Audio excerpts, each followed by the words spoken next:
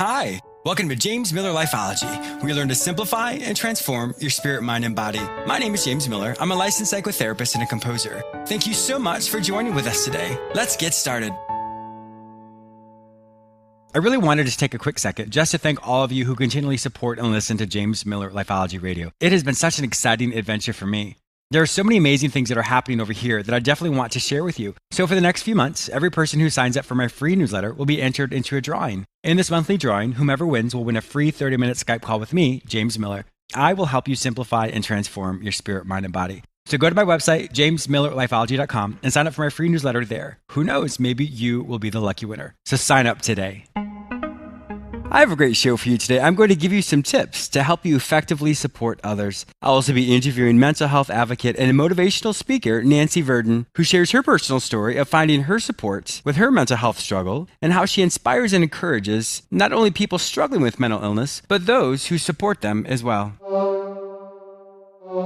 I have some exciting news. Did you know that I'm on the radio 3 times a week? You may hear me on this same station on Tuesdays at 1:30 p.m., Fridays at 9:30 a.m., and Saturdays at 12:30 p.m. You may also hear me on iHeartRadio, as well as on all the other major podcasting platforms, such as iTunes, Google Play, Stitcher, and many others. Simply search for the show name, James Miller Lifeology. Giving support to others. I wanted to give you some practical tools and maybe a little bit of insight and ways to help the people around you. We all have great intentions of helping people. If we have a friend who's going through something, of course we want to help them. If we see a family member who's struggling, our heart goes out to them. However, sometimes our version of support is not really what that person needs. The first question to ask yourself is, what is my role? Often our version of support is giving advice or trying to fix something for somebody. But if your role is to be a friend, it doesn't mean that that's your job to fix it for them. As a mental health professional, people come specifically to me to help them through situations. So I know specifically what my role is. So I always recommend for the layperson who's helping their friends or helping people they care about is to remind themselves that they are the friend. It's not their job to fix it. The next thing to do is to simply ask the person, what do you need from me?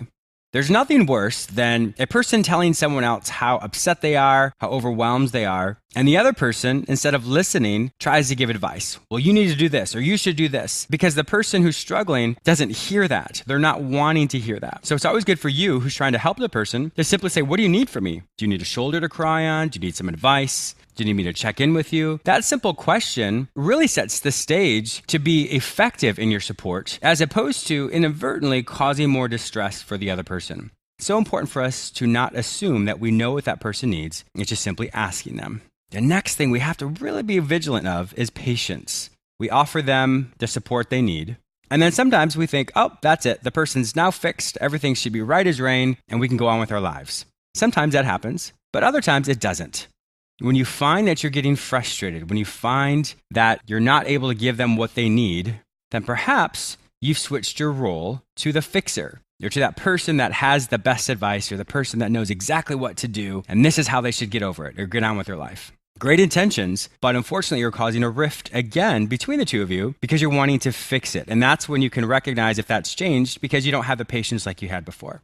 If you find overall that in trying to help somebody, that it's causing you your own distress, well, then it is important for you to say, well, how can I still support this person but not become emotionally invested in this? That's all I think about, all I focus on.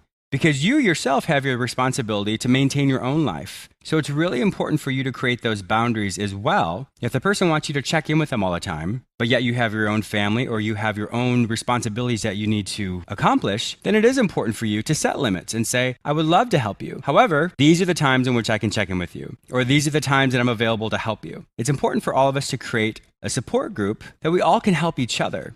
Just because in this moment we're helping this person doesn't mean that we're not going to be that person who's also going to ask our friend or ask someone else to help us as well. So the more we create these healthy boundaries of what role we're playing, asking the person what they need from us, finding that patience, and not becoming overly invested, the more successful we're going to be to help our friend. And vice versa, as you create that healthy environment of support for them, when you're in need, they'll also be able to help you the same way. There's always hope. We've all been brought into each other's lives to help us find that hope. You are a great support to the people around you. Did you know that I have a YouTube channel? That's actually how Lifeology started. I have well over 150 episodes that I've created specifically for you. I do know many people struggle with listening to a full 30-minute show, so these YouTube episodes are about 3 minutes long. Each episode teaches you one simple lesson that you can practice daily, which will help you simplify and transform your spirit, mind, and body. Simply go to my website, jamesmillerlifeology.com, and subscribe to my YouTube channel there, or go to youtube.com and search for my name, James Miller Lifeology. Nancy Virden is a suicide attempt survivor turned author, mental health and recovery advocate, and founder of Always the Fight Ministries. Nancy shares hope with those who struggle with mental illness, addiction, and abuse, and teaches others how to help support their hurting loved ones without becoming overwhelmed themselves. Welcome to my show, Nancy. Hi, good to be here. Thanks, James. It's such a pleasure to have you be on my show today. Oh, I'm glad to be here.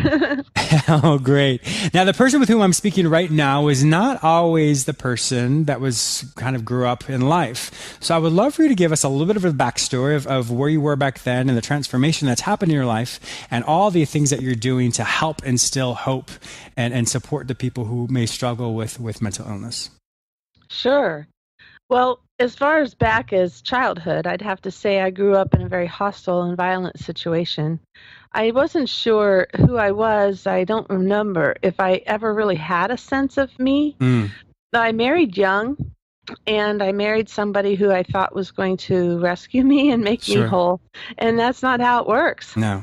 So I probably remember my very first diagnosable major depressive episode when I was 19 years old. I believe I've had more than that prior, but now that I've had a few and have had professional health care, I know what it is that, I can look back at 19 and go for sure. That was one. And then again at the age of 26, then again at the age of 44, and then 49. And it was when I was 49 that ultimately this major depression and the severity of it led to a suicide attempt. But prior to that, there were a lot of times that I thought about suicide. I played with the idea. I remember one time thinking, okay, God, if you want this to happen, or if you don't want this to happen, you're going to have to stop me. And instantly, my mind was just flooded with thoughts of my children. And that moment, even though I was pretty determined at that time to go ahead and die, I went to the internet, and this was a few years back. This is when chat rooms were pretty new. Oh, gosh, yeah. And then I went online and I started talking with some people who actually stayed up all night with me. Strangers, I'll never know who they were, but they stayed up all night with me, and that happened to be the first time I was hospitalized, and that was, that was good for me too. I mean, it kept me safe. So. Yeah, exactly. And that's at the end of the story. At the end of the day, that's what we need, is to be safe. Yeah. What I want to go back and I want to first normalize this, because I know sometimes people, when they have a concept of suicide, or some people may have stigmas of what people who try to attempt suicide, what that is. And just, I really want to normalize your situation first off. So I first want to say thank you for sharing this with us. I know for some people it may be overwhelming to hear this, but for you, this is a part of your life. It's made you to be the person you are today. And it sounds like you like the person I'm speaking with today. So this is absolutely wonderful. But what I wanted to do was to normalize the aspect of mental health overall. I recently did a show called Thriving with Mental Health a couple weeks ago, actually. And I kind of went over this as well, but I'll say just a real brief recap of that, in the sense of we all will have some type of mental struggle throughout our life. Being in my field for over 20 years, working with patients all the time, we all have some things, whether it's situational, whether it's behavioral, whether it's neurological, whether it's a personality. So there's always something which links us together where we struggle. I'm assuming major depressive disorder recurrent? Is that what your diagnosis was? Yes. Oh, okay, good. Not good, but thank you for, that's great. So, so with that, so what major depressive disorder is, and so for my listeners who may not know what there is, there's actually 5 different versions of depression, but this particular version of depression is major depressive disorder, which is essentially people have what's considered like a baseline of what's considered like their normal range.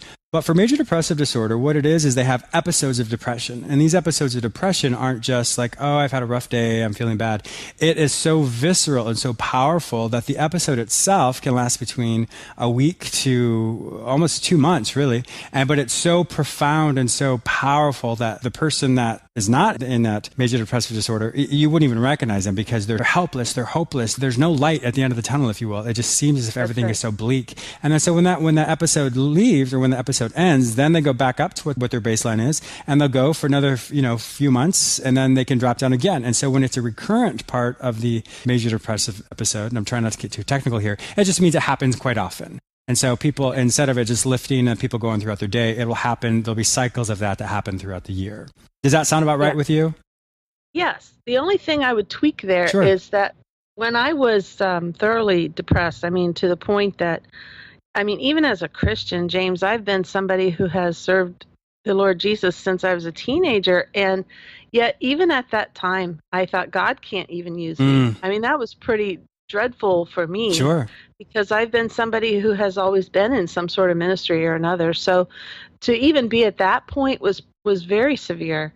But I have to say that it was much more than 2 months. I didn't come around to being able to thank the psychologist who saved my life for 16 months. Wow. I was still struggling with suicidal thoughts, powerful ones, and I was in an IOP, intensive outpatient program for twice in that year. I can't say that was 2 months at all. Wow. Well, so in that case, it goes actually to what's called a refractory depression. So a refractory depression is one in which it's really nothing touches it. Whether the chemicals in your body don't re-regulate, medication doesn't touch it, therapy doesn't touch it. It's a refractory component where it's so powerful that nothing can touch it until it eventually runs its course. Okay. I didn't know that. Yeah, so now you do. So now we all get a chance to learn that. So it says we'll put all that technical stuff aside because I just wanted to normalize that with my listeners because some people may not understand what that is. But yeah, so we have an understanding of what you're going through. So what was your journey for you to pull yourself out of this, to work through it so you understand who you are today? I have to honestly say I didn't pull myself out of it. I know that I played a role in the sense that I was willing to work. I chose to be teachable. I was willing to apply what was told to me. But as far as having the strength to even decide to do that, I'm not sure that came from me. I know that there was a time where I was just hanging on to the idea that God might still have a plan for me. And that gave me hope that nobody else could give to me. But it wasn't even the kind of hope that I grasped with joy. It was more like, dang it, you mean I still have to live? There's a purpose and a plan for your life. That's right.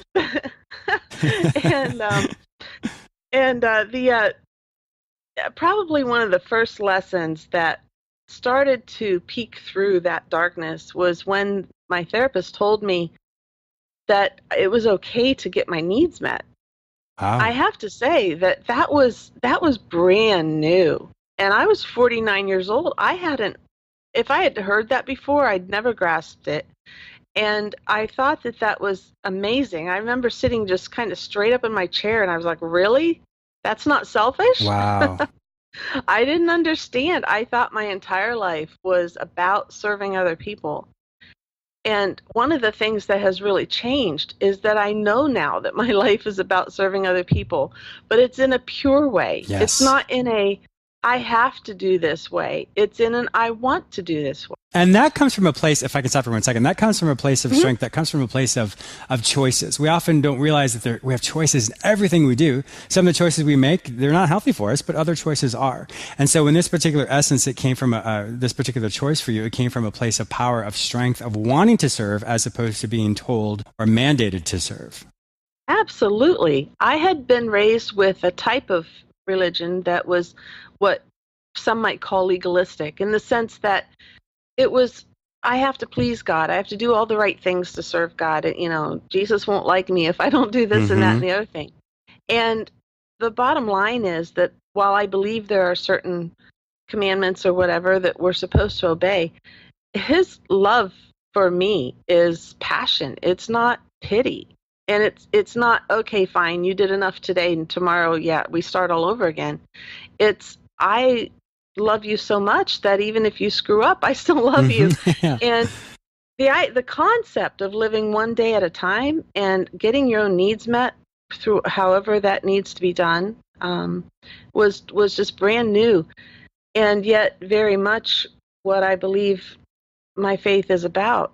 Now, I have to say that when he first told me that it was okay to get my needs met, he also asked a question. What is the one thing that you need to have in your life in order to know joy? Hmm. And it honestly didn't take me very long to figure that out, because in the hospital we'd had art therapy.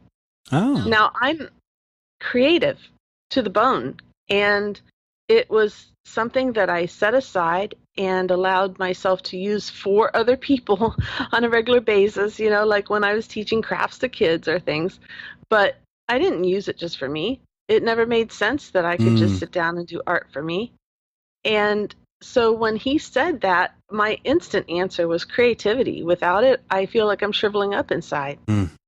And so the first thing I did, probably I think the first move I made towards my own mental health, was to sign up for an art class. Wow. And it has become a permanent fixture in my life. I've set aside space in my home for it, and it's that kind of caring for yourself I didn't realize was okay, but it makes a lot of difference. Yes. Well, you think about it, because if you're always serving someone and you're not being fulfilled yourself, well, then there's nothing left.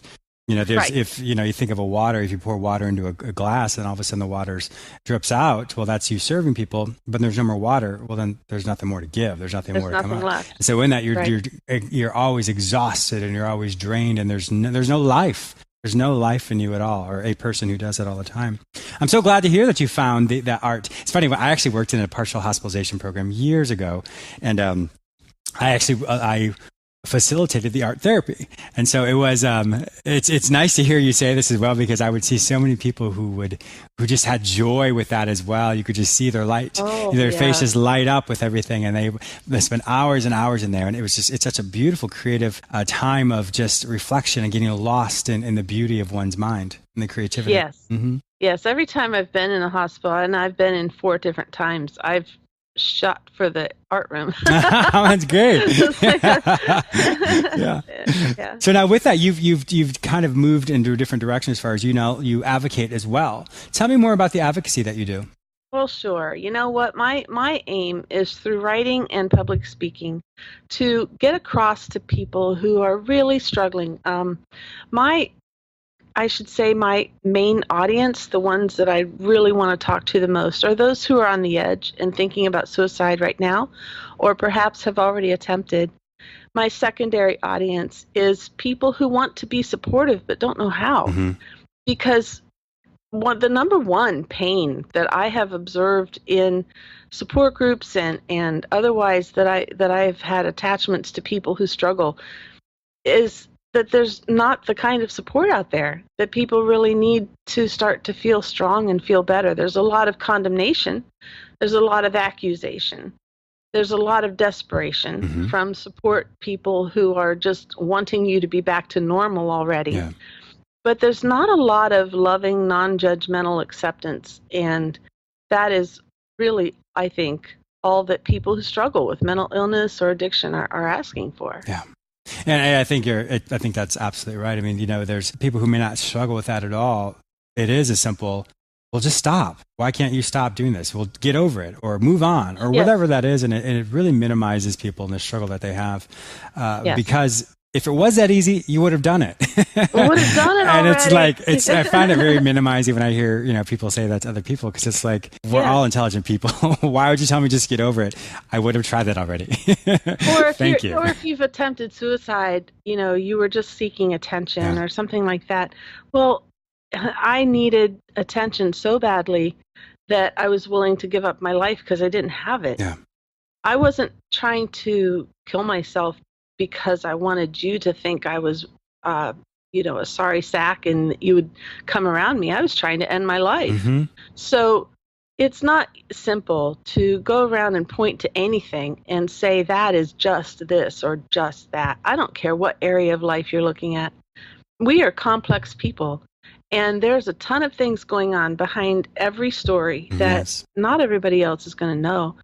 So when you have a disease like depression, which tends to manifest itself mostly in blue days and bad days, but can also get into the extremes, as you were describing earlier. It's not fair for most people who struggle with the blue days once in a while to turn around and go, oh, I know what you're dealing with. You just need a nap. Yeah. That's not going to cut it, Yeah, you know? exactly.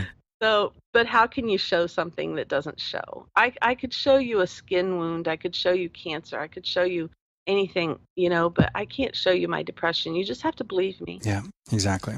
And I think that's wonderful that you are advocating to help people, either in the primary aspect of this, those people who are suffering themselves, and the secondary who are supportive of those people, to really help them kind of all navigate through the system and just offer a place with not judgment and just simple acceptance of, I understand where you've been, and this is my life. This is what I've done, and helping them kind of see that there is a way out. There is an answer for them, because there's always an answer. You just have to find it. There is an answer. But I honestly feel that for me, it had to be brought to me. I think I was utterly helpless to find it.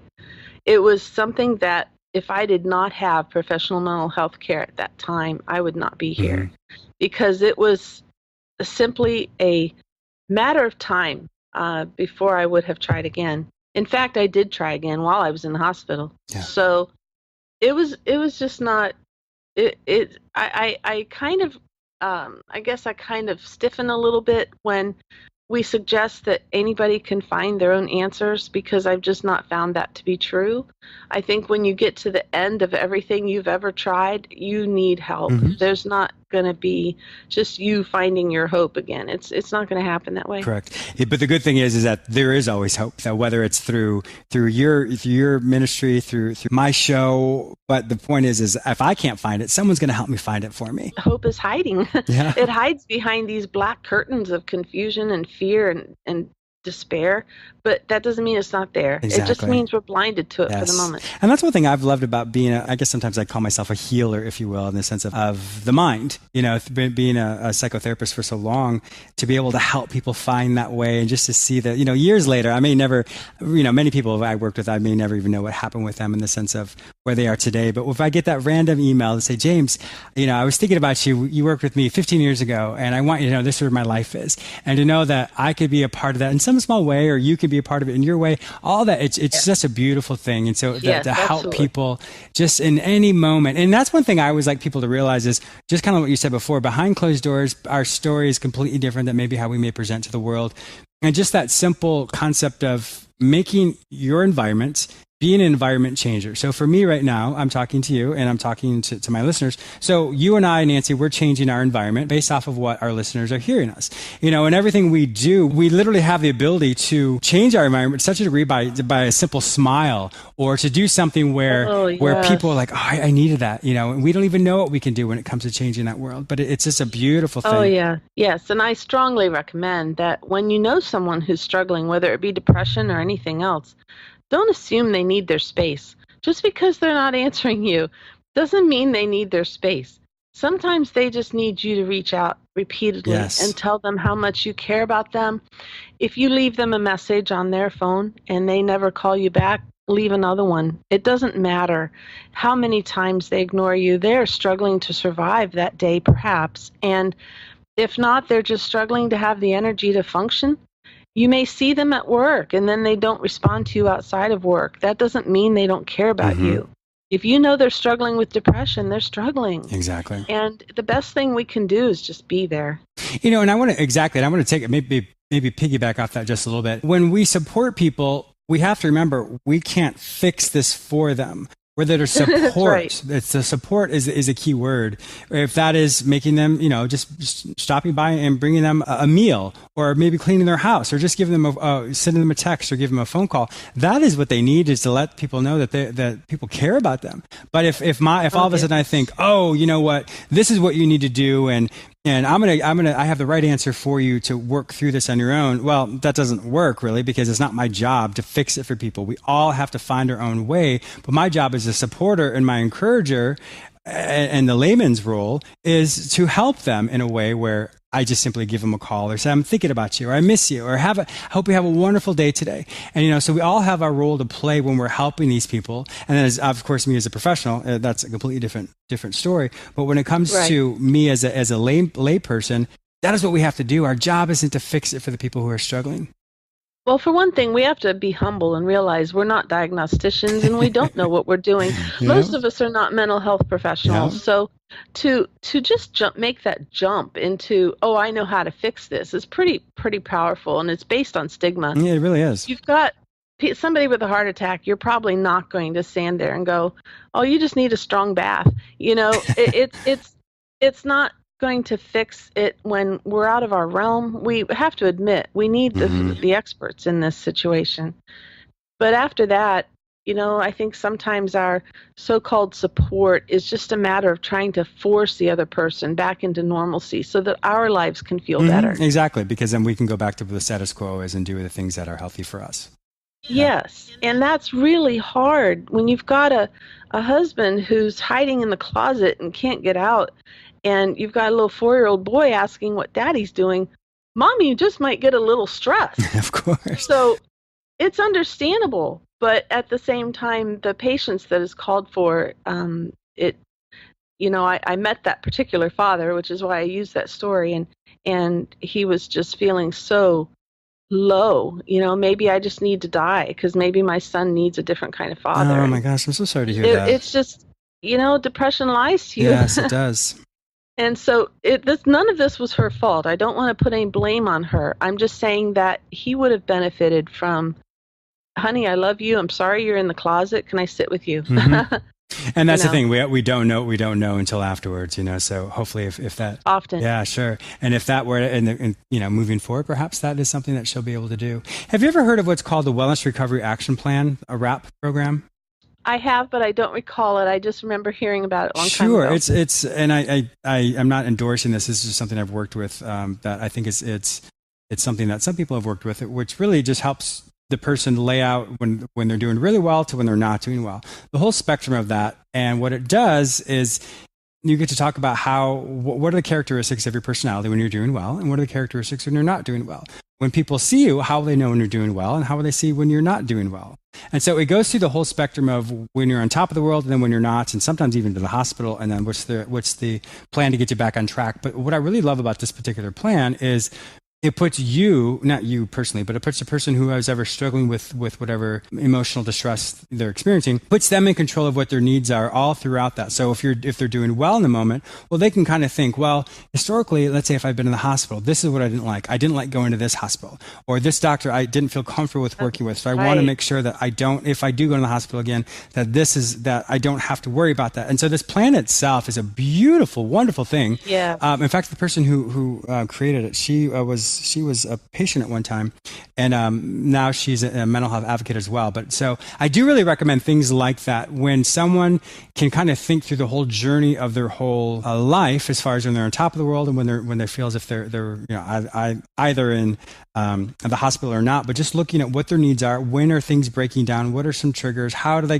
get their life back on track? Because in every step, there's always an action plan. The action plan is if I'm starting to stumble, this is what I need to do. And so the great thing about this plan, and like I said, I'm not trying to plug this plan per se, but it is good because once it's done, then you give it out to the people who are caretakers who really trust you. So they can say, aha, James is looking this way, so I can tell he's doing well, or, he's acting this way. He hasn't done some of these things on a daily basis. Let's say if he hasn't cleaned his house on a daily basis or taken a shower on a daily basis, I can see that those are signs and symptoms that he's starting to kind of go backwards. And then they can start to say, hey, James, did you know this was happening? So it's really good because it helps people all that are in that support system really come together into a beautiful way to support the person in the way that person says they need to be treated, as opposed to everyone else saying, this is what you have to do, this is what you have to do. So that was just, just something to think about. If it doesn't have to be with that wellness recovery action plan, but it can be anything when you, myself, when anybody who's struggling with something, when we can sit down, when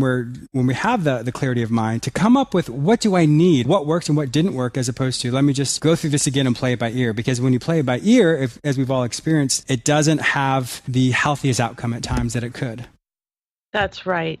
Ultimately, James, we are responsible for saving our own lives. Yes. And we have to be willing, at some point, I think, to take the measures to tell people around us what exactly it is that we need. And hopefully they believe us, and hopefully they will act on that. And if not, we can find other people who will who will listen. That is very true. we do have to take the time. We can't just sit around and assume that somebody's going to rescue us. And I really like that. I like the fact that you're teaching people responsibility. We all are self-made people when it comes to the choices we make. That from the biggest choices, the little choices, they all add up to who we are today. And so it is good that people can maybe go to a mental health practitioner when they need it. And sometimes, well, actually, we all need a pick-me-up now and again. So whether you have a mental health diagnosis or not, it's always good to have a little tweak of your mind to make sure that you're on the right path, what's healthiest for yourself. Unfortunately, Nancy, our time is up, but if my listeners would like to find out more information about you and about all the amazing things you're doing, where would they find your information online? They will simply go to alwaysthefight.com. Wonderful. Well, Nancy, thank you once again for being a guest on my show today. I've really appreciated it, and I'm sure my listeners have had some wonderful takeaways from your interview today. Well, thank you. It's been a joy being here. James, thank you. I also want to thank you, my listener, for joining with me today. Please subscribe to this radio show through whichever portal you joined with me. Also, please go to my website where you may sign up for my newsletter, enroll in the Lifeology Academy, watch my YouTube episodes, and read all the articles I've written just for you. If you'd like to become a guest or advertise on my show, simply visit jamesmillerlifeology.com. You may also follow me on all social media platforms under the name James Miller Lifeology, except for Twitter, which is James M. Lifeology. Have a fantastic day, and I look forward to